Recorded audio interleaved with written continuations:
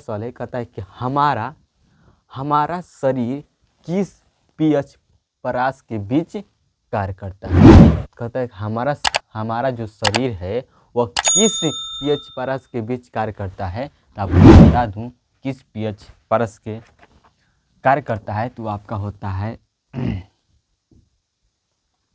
7 से 7.8 के बीच क्या करता है, पीएच परस के बीच कार्य करता है।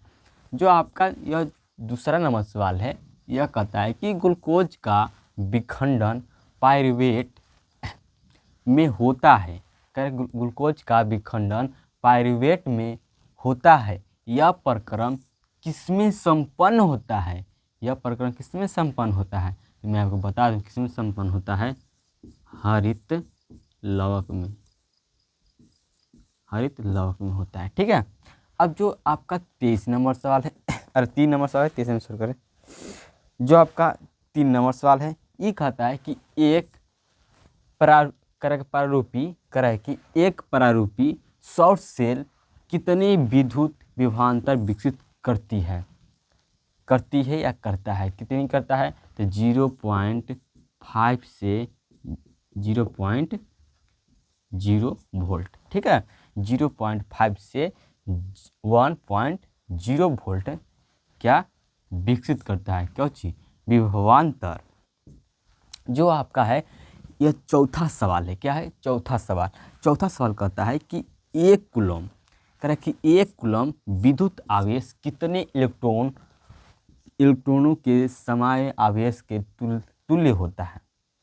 समझ रहे हैं, हम कह रहे हैं कि एक कूलम विद्युत आवेश कितने इलेक्ट्रॉनों के समय आवेश के तुल्य होता है, कितने तुल्य होता है एक कूलम विद्युत आवेश। तो मैं बता दूं कितना होता है 6.25। ऐसे हम 6.25 नहीं पढ़ते हैं, क्या पढ़ते हैं 6.25 पढ़ते हैं, क्या पढ़ते हैं 6.25 गुणे 10 की पावर 18। ठीक है। जो आपका 5वां नंबर सवाल कहता है, ये कहता है कि असंतृप्त हाइड्रोकार्बन कौन है। कहता है कि असंतृप्त हाइड्रोकार्बन कौन होता है, तो आपको मैं बता दूं कौन होता है, उसका नाम है एथीन। क्या नाम है उसका, एथीन नाम है। ठीक है। जो आपका 6 नंबर सवाल है, कहता है कि एल्कोहल, कह रहा है कि एल्कोहल में उबलती पत्ती पर आयोडीन विलयन की कुछ बूंदें डालने पर पत्ती का रंग कैसा हो जाता है। कह रहा है कि एल्कोहल में उबलती पत्ती पर आयोडीन विलयन की कुछ बूंद डालने पर पत्ती का रंग कैसा हो जाता है। तो कैसा हो जाता है, तो आपको मैं बता दूं कैसा हो जाता है, वह हो जाता है नीला। क्या होता है, नीला। जैसा हमारा देश है नीला, जैसा हमारा देश है नीला, हमारा देश का आसमान कैसा है, नीला। चलिए, जो आपका 7 नंबर सवाल है, कहता है कि जब लिटमस विलयन न कर यहाँ पर समझिए कि जब लिटमस विलयन न तो अम्लीय होता है, जब लिटमस विलयन न तो अम्लीय होता है न तो क्षारीय होता है, तब इस विलयन का रंग कैसा होता है।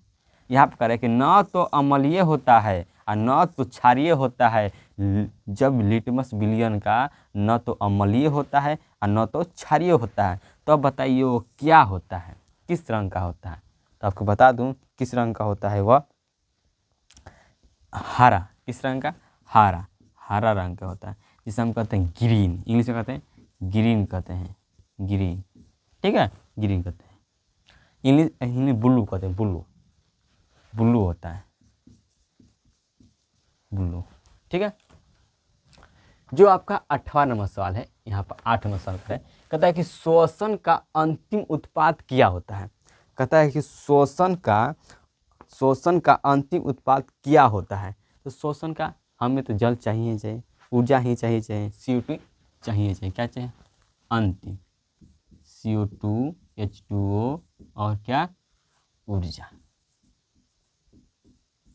परीक्षा में आपको यह 3 ऑप्शन देता है, तीनों ऑप्शन देता है, तीनों, तो आप CO2 का लगा देंगे चाहे CO2, इसमें आपको एक ही ऑप्शन देगा। ठीक है। जो आपका करेक्ट 9 नंबर सवाल है कि प्रकाश के रंगों में, करेक्ट, प्रकाश के रंगों में से किस रंग का अपतनांक अधिकतम होता है? किस रंग का अपतनांक किस रंग का अपतनांक अधिकतम होता है? तो आपका मैं बता दूं, वो होता है बैगनी। बैगनी का अधिकतम अपतनांक होता है। ठीक है। जो हमारा 10 नंबर सवाल है, यह कहता है कि करे कि जब CO2 गैस को, करे कि जब CO2 गैस को पानी में घोला जाता है तो विलयन का pH मान क्या है, क्या होता है? कहता है कि जब CO2 को हम पानी में घोला जाता है तो विलयन का pH क्या होता है? pH क्या होता है? तो आपको बता दूं क्या होता है आपका 7 से कम होता है। क्या होता है यहाँ पर? 7 से कम।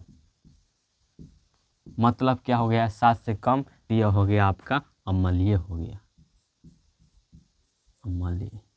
7 से ज़्यादा क्षारीय होता है और 7 उदासीन होता है। ठीक है।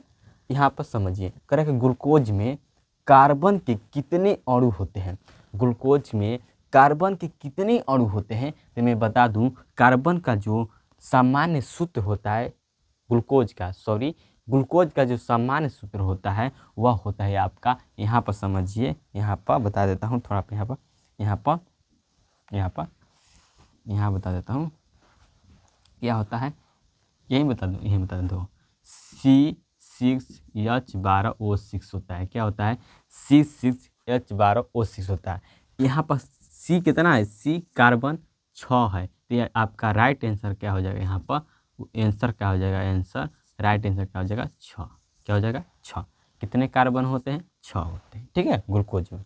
अब यहाँ पर जो आपका 12 नंबर सवाल है, कह रहा है कि जब धातुएं जल के साथ अपक्रिया करता है तो, जब धातुएं जल के साथ अपक्रिया करता है तो कौन सी गैस उत्सर्जित करता है, या कौन सी गैस उत्सर्जित होता है? किसके साथ अपक्रिया करता है? तो आपको यह जल के साथ कौन सी गैस उत्सर्जित करता है? कौन सा गैस उत्सर्जित करता है? तो आपको मैं बता दूं, हाइड्रोजन। कौन सा? हाइड्रोजन। ठीक है। थोड़ा देख लो रिकॉर्डिंग हो रहा है कि नहीं, अच्छी तरह से हो रहा है। ठीक है, मस्त। चलिए, तो आपका क्या? हाइड्रोजन। यहाँ पर क्या हो जाएगा?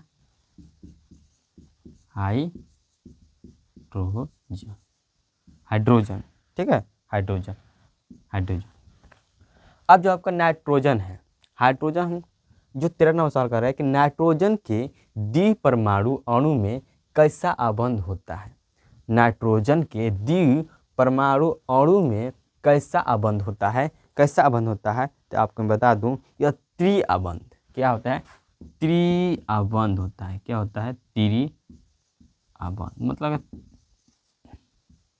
3 आबंध। ठीक है। अब निर्वात में प्रकाश की चाल कितना होता है? तो आप लोग अच्छी तरह से पढ़े हैं कि 3 × 10⁸ मीटर/सेकंड होता है। ठीक है, ये तो आप लोग बचपन से ही पढ़ते आ रहे हैं।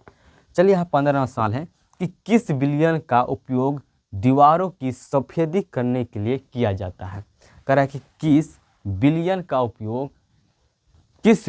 उपयोग सफेदी दीवारों को सफेदी करने के लिए किया जाता है उपयोग। तो आपको बता दूं, वह होता है बुझा हुआ चूना। क्या होता है? बुझा हुआ चूना, जिसमें सांस प्राण कुछ नहीं होता, एकदम ठीक है, एकदम सूखा मुखा बुझा चूना। क्या होता है? CaO, क्या होता है?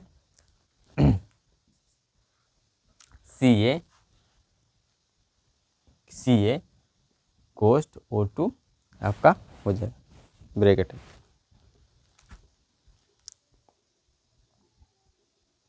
अच्छा, ये क्या है? किसका सूत्र लिखे हैं? यह बुझा हुआ चूना का, यहाँ पे लिख लेंगे, बुझा हुआ चूना। बुझा हुआ चूना का सूत्र क्या होता है? Ca ब्रैकेट में OH का क्या होता है? 2 होता है। ठीक है। अब जो आपका होता है 16 नंबर सवाल, 16 नंबर सवाल कहता है कि लवण Na2CO3 का जलीय पीएच मान क्या होता है। कहते हैं कि लवण N2CO3 का जलीय का पीएच मान क्या होता है। क्या होता है, फटाफट बताइए क्या होता है जी। आप लोग बताएंगे क्या होता है। राइट आंसर, तो इसका आंसर क्या हो जाएगा, 7 से अधिक हो जाएगा। क्या हो जाएगा यहाँ पर, 7 से अधिक, 7 से अधिक, ठीक है, 7 से अधिक। जो बॉक्साइड है, बॉक्साइड किसका यक्ष है, एल्युमिनियम का। बॉक्साइड किसका यक्ष है, एल्युमिनियम। यहाँ पर लिखा है कि बॉक्साइड किस धातु का महत्वपूर्ण यक्ष है, तो मैं बता दूं यहाँ पर एल्युमिनियम, जो हम Al से सूचित करते हैं। तो यहाँ पर लिखेंगे एल्यूमिनियम, एल्युमिनियम लिखते हैं ना, एल्युमिनियम लिखते हैं हम लोग। हरे राम राम राम, एल्युमिनियम, एल्युमिनियम, ठीक है। इसका परमाणु संख्या कितना होते हैं, 13 होते हैं। क्लियर, हम लोग 17 क्वेश्चन कर चुके हैं, 18 क्वेश्चन करेंगे। 18 नंबर कर रहा है कि किस रासायनिक यौगिक को गर्म करने पर प्लास्टर ऑफ पेरिस प्राप्त किया जा सकता है। यहाँ पर समझिए, प्लास्टर ऑफ पेरिस, किस रासायनिक यौगिक को गर्म करने पर प्लास्टर ऑफ पेरिस प्राप्त किया जा सकता है। तो आपका होता है क्या, जिप्सम, जिप्सन होता है, जिप्सन, ठीक है। राइट आंसर क्या हो जाएगा, जिप्सन हो जाए। Clear, clear. जो कह रहा है कि एस्टिक अम्ल, जो 19 नंबर सवाल है, कह रहा है कि एस्टिक अम्ल का IUPAC क्या नाम है। मतलब कि IUPAC नाम पूछ रहा है, ठीक है। तो क्या होता है इसका, एस्टिक अम्ल का एथनोइक अम्ल होता है। क्या होता है, एथेनोइक अम्ल, ठीक है, एथेनोइक अम्ल, ठीक है, एथेनोइक अम्ल। जो आपका 20 नंबर सवाल है, कह रहा है कि विद्युत अपघटनी परिष्करण में अशुद्ध धातु को क्या बनाया जाता है। विद्युत अपघटनी में कह रहा है कि विद्युत अपघटनी परिष्करण में अशुद्ध धातु को क्या बनाया जाता है। तो अशुद्ध धातु क्या बनाया जाएगी। अब मान लो कोई अशुद्ध है धातु है, उसे हम क्या बनाएंगे, उसे क्या करेंगे, फेंक ही देंगे, हैं, नहीं, उसका क्या बनाएंगे, एनोड बनाएंगे। क्या, एनोड, ठीक है। जो आपका 21 नंबर सवाल है, कह रहा है कि अष्टक सिद्धांत को किसने स्थापित किया, किसने स्थापित किया, तो उनका नाम था न्यूलैंड्स, ठीक है, न्यूलैंड्स। जो आपका 22 नंबर सवाल है, 22 नंबर कह रहा है कौन सा आयन लाल लिटमस विलियन को नीला कर सकता है। कौन सा आयन है जो लाल लिटमस विलियन को नीला कर सकता है, तो वह कौन सा है, जिसका उसका नाम है OH, जिसका नाम है OH। क्या इसे कहते हैं हम, इसे कहते हैं हाइड्रा ऑक्साइड, इसे हम हाइड्रा ऑक्साइड कहते हैं। क्या कहते हैं, हाइड्रा ऑक्साइड। बुझा हुआ चूना का रासायनिक सूत्र मैंने यहाँ पर लिखा हूँ, क्या होता है यहाँ पर, CaOH का होल ट्वाइस, ठीक है, होल ट्वाइस होता है वो।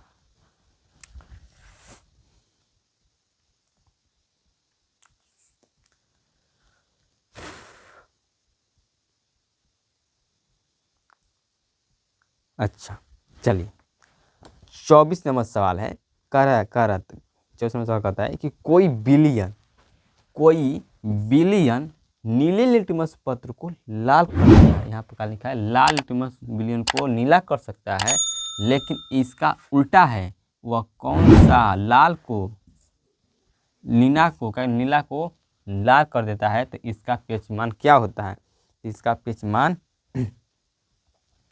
5 होता है। क्या होता है, 5, जो क्या है, अम्ल है। क्या होता है, अम्ल। अब बताइए कि ऑक्सैलिक अम्ल क्या रहेगा, ऑक्सैलिक अम्ल का प्राकृतिक स्रोत क्या है। ऑक्सैलिक अम्ल का प्राकृतिक स्रोत क्या होता है, तो मैं बता दूं आपको, टमाटर। टमाटर आप लोग, लाल टमाटर, बड़ी मज़ेदार, क्या, टमाटर बड़ी मज़ेदार, ठीक है, लाल टमाटर बड़ी मज़ेदार। ये गाना है।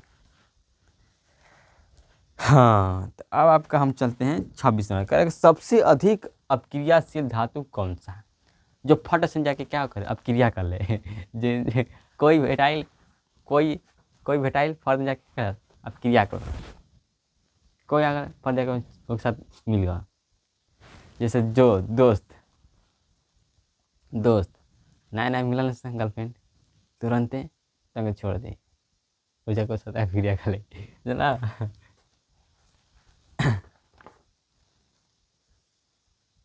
सबसे अधिक अपक्रियाशील धातु कौन सी है, आपका क्या होता है, सोडियम। क्या होता है, सोडियम रहता है तो सोडियम भी मारेंगे, लेकिन सोडियम आपका क्या होता है, वह उसे हम जब सोडियम कब होता है, वो मुलायम धातु होता है, वो आपका नहीं होगा, क्या हो जाएगा, सोडियम नहीं होगा, क्या होगा, क्या आपका पोटेशियम होगा, क्या होगा, पोटेशियम।